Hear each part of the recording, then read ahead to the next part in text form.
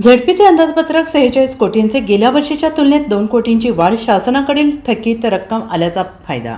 2026-27 या आर्थिक वर्षासाठी जिल्हा परिषदेचे महसूल आणि भांडवली असे एकूण 46 कोटी 62,18,938 रुपयांचे मूळ अंदाजपत्रक जिल्हा परिषदेचे मुख्य कार्यकारी अधिकारी तथा प्रशासक विशाल नरवाडे यांनी मंगळवारी सादर केले। शासनाकडे थकीत असलेली विविध कराची रक्कम मिळाल्याने गेल्या वर्षीच्या तुलनेत यंदाच्या अंदाजपत्रकात 2 कोटींची वाढ झाली आहे। जिल्हा परिषदेच्या सभागृहाचा कालावधी 20 मार्च 2022 रोजी संपलेला आहे, त्यामुळे 21 मार्चपासून प्रशासकीय राजवट आहे, त्यामुळे गेली 3 वर्ष मुख्य कार्यकारी अधिकारीच अंदाजपत्रक सादर करतात। यंदाही सलग चौथ्यांदा मुख्य कार्यकारी अधिकाऱ्यांनी मिनी मंत्रालयाचे अंदाजपत्रक सादर केले।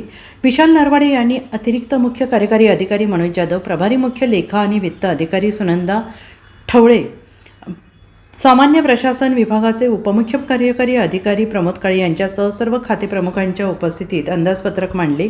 अर्थसंकल्पात तरतूद असलेले मुद्रांक शुल्क, स्थानिक उपकर अपेक्षा अनुदान, जमीन महसूल अनुदान, प्रोत्साहन अनुदान असे उत्पन्न स्वरूपातील अनुदान शासनाकडून आलेले नाही। शासनाकडे जिल्हा परिषदेच्या विविध करांचे सुमारे 30 कोटी रुपये थकीत आहेत, त्यामुळे गेली 3 वर्ष अंदाजपत्रकात घट झालेली होती। परिणामी विकास कामांना कात्री लावण्यात आली होती। थकीत रक्कम मिळाल्यानंतर प्रथम सुधारित अर्थसंकल्पात विकास कामांच्या तरतुदी वाढवण्यात येणार असल्याची माहिती यावेळी देण्यात आली। Bureau report, SPN Marathi, Sangli.